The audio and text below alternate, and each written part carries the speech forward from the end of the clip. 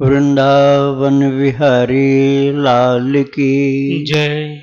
राधा रानी की जय श्री गुरुदेव भगवान की जय। श्री राधे राधे। भक्ति प्रश्नोत्तरी कार्यक्रम प्रारंभ किया जा रहा है। आइए हम भक्ति संबंधित प्रश्नों को श्रवण करें। श्री राधे राधे गुरु जी, आपके श्री चरणों में कोटि कोटि दंडवत प्रणाम। प्रतीक नामदेव जी हैं, मध्य प्रदेश से। इनका प्रश्न है, महाराज जी, राम जी की हनुमान जी के साथ अंगूठी वाली लीला और सिया जी के हरण के बाद राम जी की परीक्षा लेने जब पार्वती जी आई थी, उस लीला से पता चलता है कि अलग अलग मनवंतर में हनुमान जी और ब्रह्मा विष्णु महेश बदल जाते हैं। तो क्या वह कुंज निकुंज में भी सिया राम जी की अष्ट सखियां बदलती हैं? और क्या हमें भी इन सखियों की तरह प्रिया प्रीतम की नित्य अष्टयाम सेवा करने का मौका मिल सकता है, जैसे चारुशीला जू और चंद्रकला जू को मिलता है? और महाराज जी, इस रस को पीने के लिए अनेक बड़े बड़े संत हैं जिनके आगे हम समुद्र की एक बूंद भी नहीं लगते, तो हमें यह कैसे मिलेगी सेवा? श्री राधे राधे। देखिए, जितने भी मनुष्य ही नहीं, मनुष्यतर प्राणी भी, वो सब भगवान के ही अंश हैं। और भगवान का अंश होने के कारण सभी चेतन, अमल, सहज, सुख राशि हैं। सो माया बस भयो गोसाई, बंध्यो कीर मरकट की नाई। जीव है, अमल भी है, अर्थात कोई मैल नहीं। 17 स्तंभ ये मैल इन तीनों से मुक्त है। चेतन है अर्थात जड़ नहीं है। चेतन, अमल, सहज, सुख राशि अर्थात दुखों से मुक्त है। लेकिन सो माया बस भयो गोसाई, माया के वशीभूत हो गया। और बंधे कीर मरकट की नाई, जैसे बंदर लालच में फंस जाए कोई मटकी में हाथ डाल के, या तोता कहीं पर समझ रहा है कि फंसा हुआ, वो उलटता जा रहा है, उलटता जा रहा है। जब तक उसको ज्ञान न हो जाए तब तक अपने को बंधा हुआ मानता है। ऐसे बंदर की मुट्ठी फंसी हुई मटकी में, और बंदर चना छोड़ता नहीं, इसलिए निकल नहीं पाता। दूसरा बंदर उसको मार करके, पीट करके चना छुड़वा दे तो भाग जाता निकल के। तो ऐसे ही जब कोई सत्संग मिलता है तब ज्ञान होता है, तब वो साधक की श्रेणी में शुरुआत होती है उसकी। तो 3 प्रकार के जीव होते हैं, विषयी, साधक, सिद्ध, सयाने। त्रिविध जीव जग वेद बखाने। एक विषयी है जो संसार के अलग होना ही नहीं चाहता, और दूसरा है साधक जो मरण धर्म शरीर को समझता है, ईश्वर ही हमारे मालिक, मैं उनका अंश हूं, इसको समझता है, और फिर से भगवान से जुड़ना चाहता है और अपनी भूल सुधारना चाहता है, वो साधक है। अब वही किसी महान पुरुष की संगति में आ जाए तो धीरे धीरे लगन जो उसकी अच्छी है तो सिद्ध हो जाता है, अर्थात लक्ष्य को प्राप्त कर लेता है। सिद्ध का मतलब चमत्कारी नहीं, लक्ष्य को प्राप्त कर लिया। तो तुलसीदास जी ने तो ये तो मैंने क्रम बताया आपको, विषयी, साधक और सिद्ध का। लेकिन तुलसीदास जी ने एक अनोखी बात कही जो और कोई नहीं कहता। उन्होंने कहा है, 3 प्रकार के तो होते हैं, त्रिविध जीव जग वेद बखाना, विषयी, साधक, सिद्ध, सयाना। त्रिविध जीव जग वेद बखाना। लेकिन एक बात वो कहते हैं अपने एक्सपीरियंस की, तुलसीदास जी कहते, राम स्नेह सरस मन जासो, साधु कृपा बड़ आदर तासो। अब यहां श्रेणी की बात नहीं उन्होंने की है, उन्होंने बस राम स्नेह, राम जी का प्रेम, उसको सबसे ऊंची डिग्री दिया है। बोलते राम स्नेह सरस मन जासो, साधु सभा सभा बड़ आदर तासु। यदि किसी को भगवत प्रेम प्राप्त हो गया, राम स्नेह मतलब कृष्ण प्रेम, राम प्रेम एक ही बात। किसी को भागवत प्रेम प्राप्त हो गया तो तीनों में से किसी कैटेगरी का ही क्यों न हो, साधु सभा बड़ा आदरता सो, संत समाज में उसी का आदर किया जाएगा कि ये तो भगवान का प्रेम प्राप्त कर चुका है, भले ही पहले कुछ भी रहा हो, किसी कैटेगरी में पहले रहा हो, अब उसको कोई नहीं पूछ उस बात को कहता है अरे ये तो महान भागवत प्रेमी है। तो भागवत प्रेम इन तीनों से भी ऊपर है, विषय से श्रेष्ठ, साधक साधक से श्रेष्ठ, सिद्ध, लेकिन सिद्ध से भी श्रेष्ठ है भगवत प्रेम प्राप्त हो जाना। तो यदि किसी को भगवत प्रेम प्राप्त हो जाए तो जो किशोरी जी की कृपा प्राप्त होने लग गई तो उसको धीरे धीरे वो पद प्राप्त हो जाता है, सखी वाला, सहचरी वाला। अब जो आए हैं नित्य धाम से, उनका नेचुरल रहता है, बिना साधन किए ही वो सहचरी बन चुकी, बनी हुई, बनी क्या है वो हैं ही पहले से। लेकिन जो प्रेमी कोई हो गया भगवान का, तो भगवान कृपा करके उसको सहचरी बना देते हैं। तो वो भगवान का सहचरी वाला पद उसको मिल जाता है। अर्थात हम लोग भी उस कैटेगरी में जा सकते हैं। हम नित्य सखा नित्य सखी तो नहीं है उनके, न नित्य सखा है न नित्य सखी है, क्योंकि पैदा होते ही तो भक्ति में लगे नहीं, बाद में लगे हैं, कोई कुछ एज पर कोई कुछ एज पर।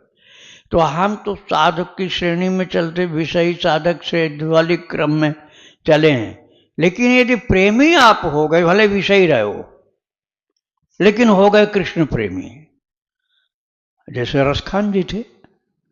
रसखान जी का चरित्र आप सुनेंगे ना तो महाराज बड़े पाक साफ नहीं थे वो, लेकिन एक सुंदर चित्र भगवान का देखा, भगवान कृष्ण का एक सुंदर सा चित्र देखा, रसखान जी दीवाने हो गए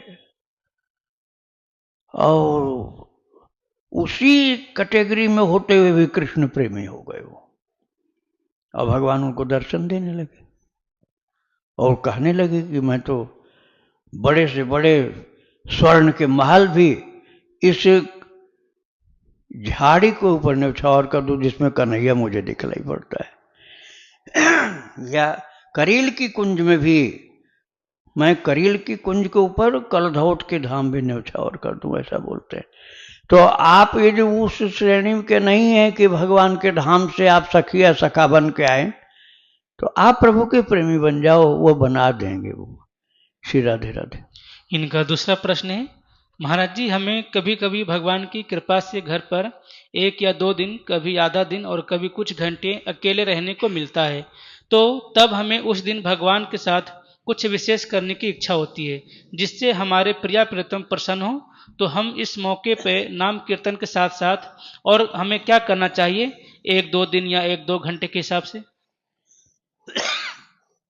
उस समय आप नाम जप की गणना मत करो, उस समय चिल्ला चिल्ला के रो रो के पुकारो भगवान को, संख्या में कम रह जाएगा।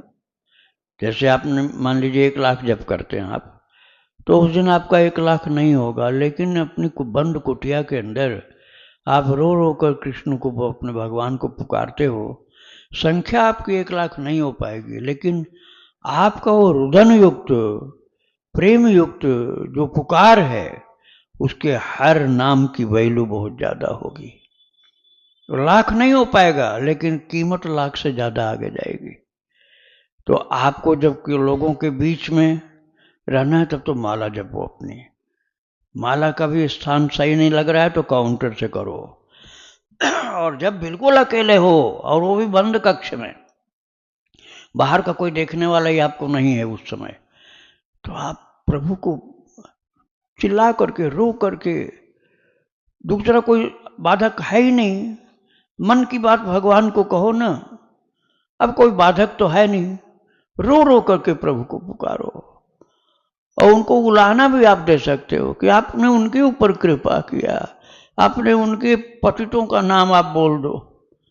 अब मैं तो उनसे ज्यादा पतित हूं माना, लेकिन कृपा तो आपकी कभी भी किसी के ऊपर हो सकती है।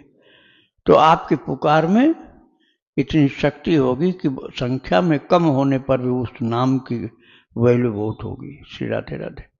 अखिलेश वर्मा जी हैं बलिया से, इनका प्रश्न है, जब सब कुछ परमात्मा के अनुसार ही अच्छा या बुरा समय पर होता है या मिलता है, तो फिर हमें परमात्मा को स्मरण करने की आवश्यकता क्यों है? परमात्मा के अनुसार नहीं होता, अपने कर्मों के अनुसार होता है। कर्म प्रधान विश्व करि राखा, जो जस करे सो तस फल चाखा। रामायण में लिखा हुआ। उसी कर्म से प्रारब्ध बनता है। अभी हम जो कर रहे हैं ये क्रियमाण है, और हो जाने के बाद वो संचित में चला गया और संचित में से एक हिस्सा निकला जो एक जन्म के लिए हमारा साथी बन गया। रहा खर्च उससे हो रहा है।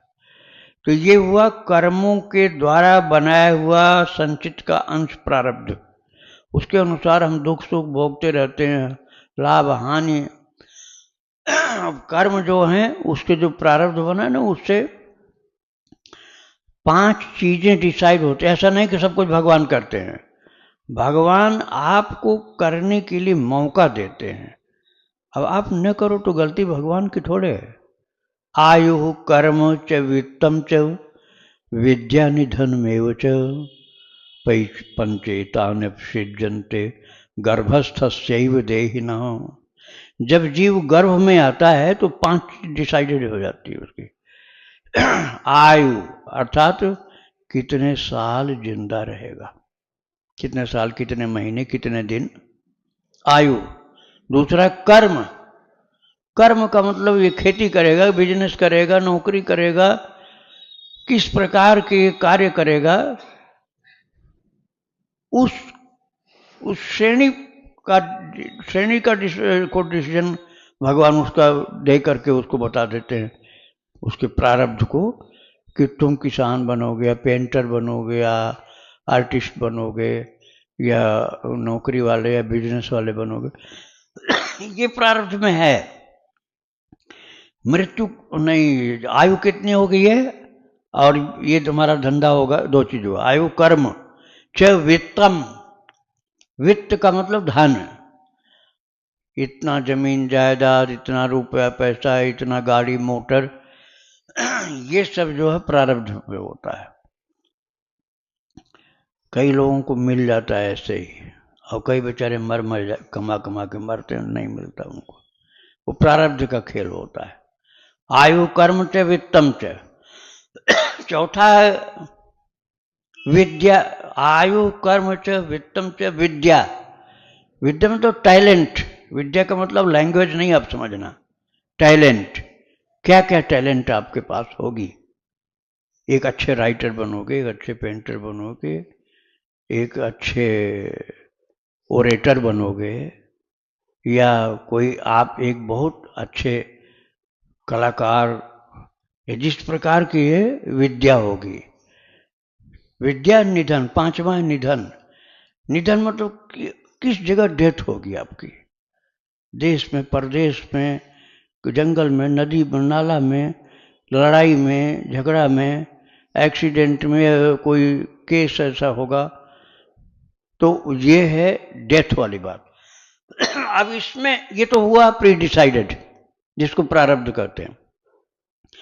अब इसमें हमारे पास क्या बचा जो हम करें। अब ऐसे ही अभी प्रश्न था कि जब सब भगवान करते हैं तो हम काहे को लिए कुछ करें, ऐसा प्रश्न था इसमें। तो हमको करने की उसमें भगवान ने छूट दी है।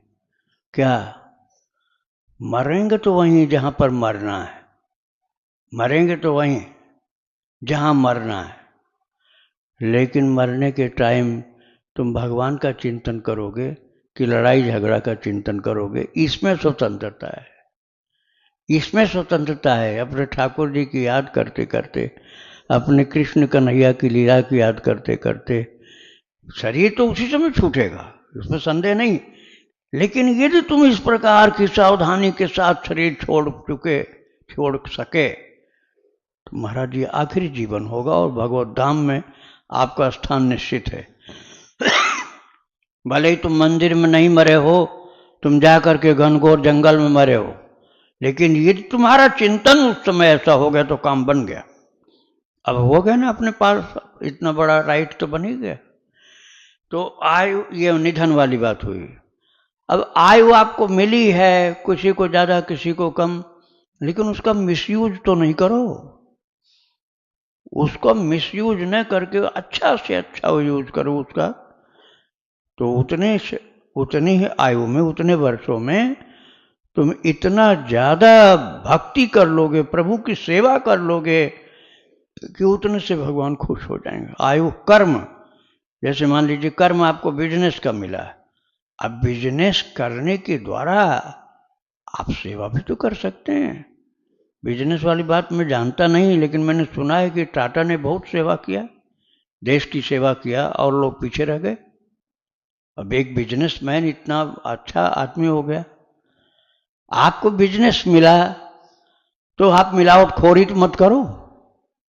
अब बिजनेस मिला, अब मिलावटखोरी करके धनार्जन में लग गए तो गए सब बेकार, जो बढ़िया बनना तो बेकार हो गया। आयु कर्म च वित्तम च, धन, धन की लालच नहीं करनी। धन भगवान देते हैं। शुचि नाम श्रीमताम गेहे योग भ्रष्टो भी जायते। छठे अध्याय में गीता जी में भगवान ने कहा है, मैं अपने भक्त को जो इस जन्म में मुक्त नहीं हो पाया, बहुत पवित्र धनवान के घर में जन्म दे देता हूँ। इससे भरपूर सेवा करके खूब सबका आशीर्वाद प्राप्त करे, सबका दुख दूर करे, ठाकुर जी का उत्सव मनाए, खूब यज्ञ हवन और अच्छे अच्छे कर्म करे, तो उसके धन का सदुपयोग हुआ। और उसी धन को गलत गलत कामों में लगा दिया तो धन होते हुए भी अपना ही नाश कर डाला हो। तो आज छूट है ना इसमें। धन को यूटिलाइज कैसे करोगे ये आपके हाथ में, यूटिलाइज करना आपके हाथ में। अब धन मिल गया ठाकुर जी की कृपा से प्रारब्ध अनुसार। आयु कर्म च वित्तम च विद्या। आपको कभी कभी से आप पोएट बना दिया भगवान ने, पोएट बन गए, कवि बन गए। अब तुम अश्लील अश्लील गाना लिखोगे या भगवान के भजन का सुंदर सुंदर चित्रांकन करोगे, चरित्रांकन करोगे, ये तो तुम्हारे हाथ में है। कविता रचने की शक्ति भगवान ने तुम्हारे प्रारब्ध में दी है। अब उस कविता की रचना की शक्ति के द्वारा प्रभु की लीलाओं का वर्णन करो, ये आपके हाथ में है, क्योंकि कवित्व शक्ति तो आपको मिली है।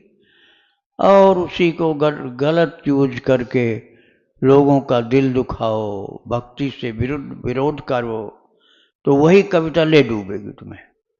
आयु कर्म से वित्तम से विद्या, विद्या की बात हुई। निधन, पहले ही मैंने बता दिया कि निधन तो जिस स्पॉट पर होनी वहीं होगी, लेकिन उस समय अपने चिंतन को आप दुरुस्त रख सको, इसके लिए पहले से आपको साधना करनी पड़ेगी।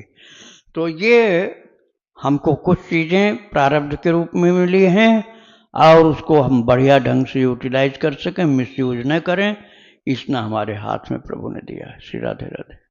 श्रीमती पवन जी दिल्ली से, इनका प्रश्न है, गुरुजी मैं पिछले 4 साल से श्री कृष्ण पर विश्वास करती हूँ। उनकी कथाएं और लीलाएं सुनने में इतना प्रेम और आनंद आता है कि पूरा दिन सुनती ही रहती हूँ, तब भी थकान नहीं महसूस होती। कभी दिल में इतना प्रेम आता है कि आंखों में आंसू आते हैं। नाम जप की महिमा बहुत संतोष से सुनी है, परंतु स्वयं नहीं कर पाती। एक नियम का पालन नहीं हो पाता है। एकादशी का व्रत फलाहार से करती हूँ, निर्जल रखना चाहती हूँ पर नहीं हो पाता। कृपा करके मार्गदर्शन करिए गुरुजी कि प्याज लहसुन घर में नहीं आता है। मैं साधारण खाना बनाती हूँ, लेकिन परिवार के साथ जब बाहर जाते हैं तो खाना पड़ता है, तो इससे कैसे बचे? इससे बचना आपके हाथ की ही बात है, इसमें किसी के कहने से नहीं होगा, आपका दृढ़ निश्चय काम करेगा। आप पहले तो हाथ जोड़ के घर के लोगों को बोल दो कि देखो मेरा नियम है, मैं लहसुन प्याज नहीं खा सकता या खा सकती, और चाहे रिश्तेदारी हो चाहे कोई भी जगह हो, मैं उसमें शामिल नहीं हो पाऊंगा, और चलूंगा तो मैं अपने भगवान का भोग लेके चलूंगा। आप लोग हठ करते हो तो चलूंगा, लेकिन मैं अपने घर से अपने ठाकुर जी का भोग लगाकर वही डिब्बा में लेकर जाऊंगा, और वही हम अपने भगवान का ध्यान करते हुए पाएंगे। कौन रोक सकता है आपको? यही तो कहेंगे, अरे बड़े भगत बन गए, हम लोग साथ खाते नहीं। एक दिन कह देंगे, अगले दिन से सब आपको हाथ जोड़ने लग जाएंगे। तो ये आपको ही सुधार करना है। आप अपने ठाकुर जी का भोग प्रसाद लेके जाओ, कौन आपको रोकता है? और ऐसी मजबूरी कुछ आ गई तो वहां से आप एक फल लेके खा लो धोकर। एक फल जो आराम से बिना चाकू के, केला लेके खा लिया एक दो और कह दिया भैया बस हमने आपका स्वीकार कर लिया, लेकिन और चीजें हम नहीं खाएंगे। और वहां के गपशप में मत लगो। भगवत चर्चा करने वाला कोई मिल जाए तो 5 मिनट बैठ जाओ, और नहीं मिला कोई तो व्यर्थ वार्ता बिल्कुल नहीं करनी चाहिए। श्री राधे राधे। इनका दूसरा प्रश्न है, गुरुजी मेरे 2 बेटे हैं, एक 24 साल का और एक 27 साल का। दोनों बेटों की रीढ़ की हड्डी में घुमाव है। डॉक्टरों का कहना है कि इसका कोई ना तो कोई कारण है और ना कोई इलाज है। तो कृष्ण कुब्जा मंदिर में मथुरा में है, वहाँ गई थी और कृष्ण से कहा था कि जैसे कुब्जा को ठीक किया था वैसे मेरे बेटों को भी ठीक कर दे। यह बीमारी पिछले 10 साल से है, क्या यह पिछले जन्मों का कोई प्रारब्ध है गुरुजी? हाँ, ऐसा ही प्रतीत होता है कि कोई प्रारब्ध की घटना है, किसी आपके पिछले जन्म की, जिनकी बात आप कर रहे हैं उनके बच्चों की पिछले जन्म की बात है। किसी कारण से उनको ये श्राप या कर्मों का फल ऐसा मिला है। तो जो परिस्थिति है वो तो ठीक है, वो तो भोगना पड़ रहा है, लेकिन आप कृपा करके उन बच्चों को भक्ति में लगाओ। है तो शरीर मनुष्य का ही, कुबड़ा है मान लिया, लेकिन कुब्जा के ऊपर कितनी कृपा हुई थी। महान से महान गोपियों को छोड़ के चले गए कृष्ण, और कुब्जा के घर पहुंच गए। और कुब्जा के घर जाकर के प्रभु ने विश्राम किया, भोजन किया। कोई दूसरा व्यक्ति होता कृष्ण के अलावा तो बहुत बुराई करे, इतनी कुबड़ी, इतनी टेढ़ी मेढ़ी, इतनी बदसूरत, तेरे घर में क्यों आऊं? लेकिन भगवान ऐसा नहीं करते।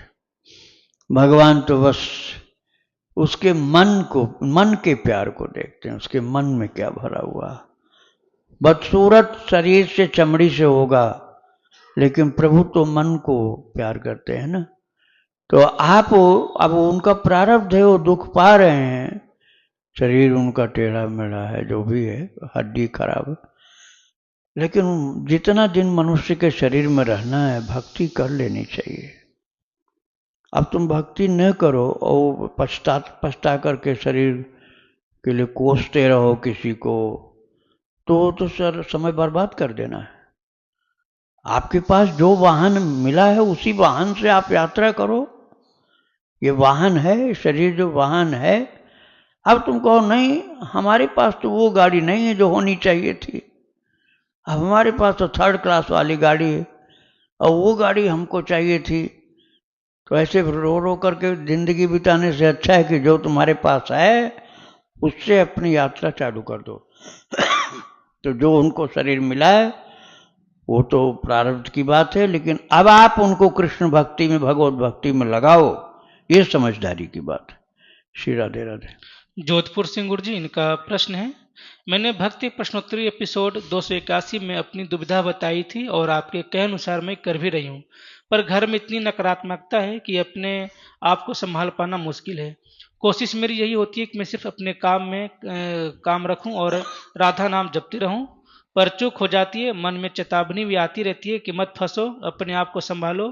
पर ऐसे प्रश्न कई भक्तों ने आपसे किए हैं और आपने समाधान भी बताए, पर फिर भी मैं आपको बता रही हूँ कि ताकि आप मुझे संबोधित करके मेरे लिए भक्ति मार्ग पर दृढ़तापूर्वक चलने का उपाय बताएं। मेरे पास राधा कृष्ण की कोई फोटो या विग्रह नहीं है। राधा कृष्ण की फोटो वाला वार्षिक कैलेंडर आया था, तो उन फोटो को मैंने अपने कमरे में जगह जगह लगा दिया है और एक अपने पास रखती हूँ जिससे मैं बात करती हूँ और अपनी गलतियों की माफ़ी भी मांगती हूँ। क्या यह सही है? क्योंकि कभी कभी डर लगता है कि कहीं राधा रानी मुझ अधम की सुन भी रही है कि नहीं, पता नहीं। श्री जी को याद करके रोना भी आता है और बार बार गलतियां करती हूँ, क्या मुख लेकर के जाऊं सामने, ऐसा भी आता है भाव। आप बिल्कुल सही हैं, आपका कार्य बहुत अच्छा है और राधा रानी नहीं नाराज होंगी। आप उनको माता के रूप में देखो ना, राधा रानी को जगन माता के रूप में देखो, अपनी को बच्ची मानो उनकी। आपकी कोई प्रतिस्पर्धा उनके साथ नहीं होनी चाहिए। आप उनको महारानी मानिए, भगवान कृष्ण की प्रिया मानिए, और उनकी दासी या सेविका या उनकी बच्ची अपने को मान लीजिए। उनसे विनती करिए कि मेरे ऊपर कृपा करके अपने चरणों की भक्ति दीजिए। तो निश्चित ही आपकी दीनता देख करके, आपकी प्रार्थना सुन करके वो कृपा करेंगी।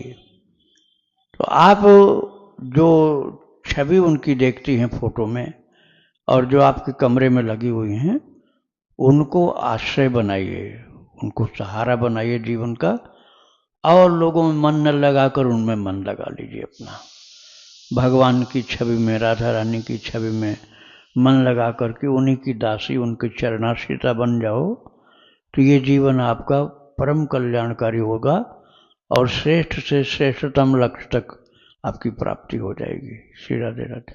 इनका दूसरा प्रश्न है, गुरुदेव घर में लहसुन प्याज का खाना बनता है और इसे मैं बदल नहीं सकती, पर मैं अपनी बीमारी का बहाना लेकर अपने लिए अलग बनाती हूँ, पर पात्र तो वही होता है, तो ऐसे में मैं क्या करूँ? राधा रानी से प्रार्थना करती हूँ कि वही सब संभाले। देखो, मजबूरी है आपके सामने, यदि बन जाए तो दूसरा पात्र मंगा सको तो मंगा लो। गंदा भोजन, भोजन तो क्या हो, गंदी चीज कहो, गंदी चीज जिसमें पकाई जाती है उसमें भगवान का भोजन नहीं पकाना चाहिए, भोग लगाने के लायक नहीं रहता वो। तो अच्छा है कि आप मंगा लो, बस सस्ता मंगा लो। आपके पास पैसे की कमी है तो सस्ता बर्तन मंगा लो, छोटा सा, एक बार का 2 बार का भोजन बन जाए एक व्यक्ति का, इतना ही मंगा लीजिए और उसमें भगवान का भोग लगाओ, बनाओ। इतना सुधार हो जाएगा तो और अच्छा हो जाएगा।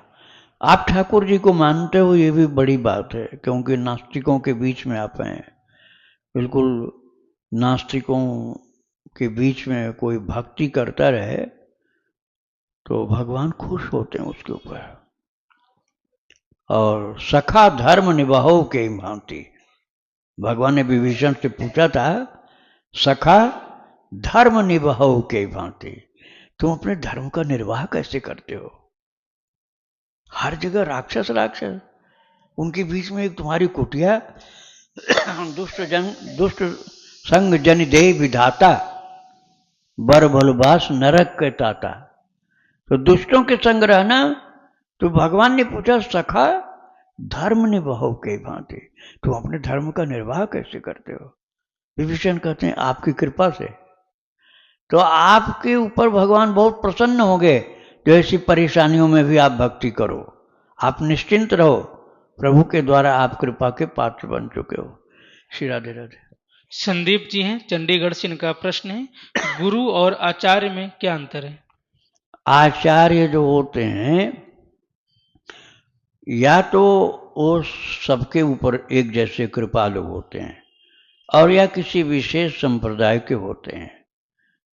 और गुरु होते हैं व्यक्तिगत, जिनसे आपने दीक्षा लिया, दीक्षा गुरु हैं वो। और आचार्य सबके कल्याण के लिए उपदेश करते हैं। जैसे अभी आप लोग सुन रहे हो, तो मैं भले आचार्य पद लायक नहीं हूं या नहीं हूं आचार्य, लेकिन ये कार्य आचार्य का है कि जनहित के लिए, सबके हित के लिए बातें सुंदर बताना, कल्याणकारी और उनके जीवन के लिए बहुत बड़ी बातें, भागवत संबंधित, भक्ति संबंधित बातें बताना, ये आचार्य का काम। और गुरु तो एक प्रश्नकर्ता के, अपने शिष्य के हित के लिए ही, और लोगों को कहेगा, नहीं तुम मेरे शिष्य नहीं हो, मैं तुम्हारी सेवा नहीं ले सकता और तुम्हारे लिए मैं कुछ बोल नहीं सकता। तो सीमित दायरा उनका रहता है। और आचार्य बहुत व्यापक दायरे का होता है, सर्वजन हिताय होता है, सर्वजन सुखाय होता है। और गुरु महाराज से दीक्षा लिए हो तब उनका लाभ आपको मिलता है। तो दोनों ही अच्छे होते हैं, भले के लिए भगवान उनको भेजते हैं, सबके भले के लिए। राधे राधे। इनका दूसरा प्रश्न है, गुरुदेव भक्ति मार्ग में क्या संसार वालों से बोल भाव रखना सही है या गलत? संसार वालों से बोल व्यवहार व्यवहार, जो भक्ति मार्ग का है उसने व्यवहार करना चाहिए। किसी को कोई बोलना चाहता है तो हाथ जोड़ो, जय जय राम, जय राम, जय राम भाई, जय सिया राम, जय सिया राम, राधे राधे, राधे राधे, राधे राधे, राधे राधे, हाथ जोड़ के राधे राधे बोलो, चलो। उससे कुशल मत पूछो कि बच्चे ठीक हैं, कहाँ जा रहे हो, ये सब मत करो, इसमें आपका टाइम बर्बाद हो जाएगा। ये सब मत पूछो। खैर कुशल ये परिवार की नहीं पूछो, और कहाँ जा रहे हो, क्या करना, ये सब मत पूछो। भगवान की बात किया तो 1 मिनट रुक जाओ, नहीं तो राधे राधे करके चल दो। तो क्या प्रश्न था इनका? बात करना चाहिए कि नहीं? तो बात यदि भक्ति की हो तो कर सकते हो, और बात यदि भक्ति विरुद्ध की, भक्ति विरोधी हो तो बिल्कुल नहीं करना। और धर्म अधर्म की बात हो तो सीमित शब्दों में धर्म की बात ग्रहण करने की शिक्षा देनी चाहिए, अधर्म से दूर हटना चाहिए। लेकिन कलह वाली चीज हो, लड़ाई झगड़ा की बात हो, तो नारद जी कहते हैं वादो नावलंब्या, वाद विवाद वाले में भक्त को नहीं पढ़ना चाहिए। जहां डिस्प्यूट का मामला आता है वहां भक्त को दूर रहना चाहिए, नहीं तो भक्ति में बाधा पड़ती है। तो विवादित चीजों में अपने को नहीं उलझाना चाहिए, अपने को दूर रखना चाहिए। श्री राधे राधे। इनका अगला प्रश्न है गुरुजी, गुरुदेव जैसे मैंने किसी से उधार लिए हैं और मुझे पता है कि मैंने इससे इतने उधार लिए हैं, जैसे 11,000 रुपये, और जब मैं पूछता हूँ तुम्हें कितने उधार देने हैं तो वो बोलता है 10,000 रुपये, और मैं 10,000 रुपये देता हूँ, तो क्या ये अपराध है? हाँ अपराध है, उसको भूल गया है ना। 11,000 की जगह 10,000 बता रहा, दिया था 11,000 अब 10,000 बता रहा। नहीं, ऐसे अवसर का लाभ उठाने की कोशिश नहीं करनी चाहिए। आप ज्यादा ही उसको सावधान करना चाहते हो तो पहले 10,000 दो, उसके बाद उनसे प्रार्थना करो कि आपको याद नहीं है, आपने 11,000 दिया था, 10,000 तो आपके बोले के हिसाब से दिया, अब आपको 1,000 भूल रहा था, वो भी आप ले लीजिए। बेईमानी नहीं करनी चाहिए, नहीं तो अपराध लगेगा, पाप लगेगा आपको। उसको याद कराओ और पूरा पैसा दो। राधे राधे। इनका आखिरी प्रश्न है, गुरुदेव जैसे पुरुषों में सर्दी खांसी जुकाम बुखार या वोमिटिंग या जो भी शारीरिक गंदी क्रियाएं होती हैं, वैसे ही महिलाओं का अंदर भी मासिक धर्म होता है, तो फिर उस चीज को इतना नकारात्मक दृष्टि से क्यों देखते हैं, घृणा दृष्टि से? वो भी तो नेचुरल है। नहीं, वो आप जो कह रहे हैं ना, वो भक्ति में नहीं होता, वो कर्म कांड में होता है, भक्ति में नहीं होता बिल्कुल भी, कर्मकांड में होता है। कर्मकांड में तो कह देंगे सूतक लग गया है, रिश्तेदारी तक में सूतक चला जाएगा। वो ऐसा नहीं कि उसी के घर में, रिश्तेदारी तक सूतक जाएगा और बोल देंगे देखो भगवान को खिलाना मत, इतना दिन तक भगवान को भूखे बैठाओ। ये कर्मकांड की बात है, भक्ति की बात नहीं है। अरे हम खाए जाएं, कुत्ता तक को खिलाएं, जीव जंतु को खिला रहे हैं, बस भगवान को खिलाने में ही गलत हो जाएगा, ऐसा मानते हैं। भक्ति में नहीं होता है। कर्मकांड की बात हम करेंगे नहीं, क्योंकि कर्मकांड से उद्धार भी नहीं होता है। आप भक्ति में लगे हो तो दया करो जीव के ऊपर, जीवे दया, नामे रुचि, वैष्णवे सेवा। ये श्री चैतन्य महाप्रभु के उपदेश हैं। महाप्रभु जी ये 3 उपदेश करते थे जीव के कल्याण के लिए, जीवे दया, वैष्णवे सेवा, नामे रुचि। भगवान के नाम में रुचि होनी चाहिए, टेस्ट होना चाहिए, हमको उसमें इंटरेस्ट होना चाहिए। प्रभु के नाम में रुचि रखो, उसमें अपनापन हो, उसमें कल्याण होगा, ये भावना रखो। नाम में रुचि, जीवे दया, अर्थात जीव के प्रति दया रखो। ऐसा नहीं अरे मत छुओ मत छुओ। भाई ये बात कई लोगों को, कर्मकांडियों को बुरी तो जरूर लगेगी, लेकिन अशुद्ध नारी है, तुमने अशुद्ध माना उसको। अब वो कहीं नाला में गिरी और नदी में गिरी और डूबी जा रही, अरे नहीं अशुद्ध है, हम नहीं छुएंगे, ये मूर्खता का ज्ञान है, सच्चा ज्ञान नहीं। जीवे दया, जीव के प्रति आप, वो भूखी पड़ी है, उसके घर में कोई खिलाने पिलाने वाला नहीं, और तुम उसको अशुद्ध बताकर भोजन भी नहीं दे सकते हो। ये तो बहुत ही निर्ममता वाला, ये कोई धर्म नहीं है। जब जीव के प्रति दया नहीं तो तुम धर्म के वास्तविक अधिकारी नहीं हो और भक्त नहीं हो। महाप्रभु जी कहते हैं उसके प्रति दया का भाव रखो, वो इस समय दया का पात्र है, तुम उपेक्षा मत करो। इसलिए भक्ति मार्ग में बात नहीं जो आप सोच रहे हैं। भक्ति मार्ग में दया करनी जीव के ऊपर, और जीवे दया नामे रुचि वैष्णव सेवा, जीव के लिए दया भाव, और भक्त है तो प्रणाम करके दंडवत करके उसके लिए समर्पित होकर सेवा करो। एक दो अंतर इसमें हो गया। नाम में तो रुचि हो तो ठीक, निर्विवाद, लेकिन एक है घोर नास्तिक।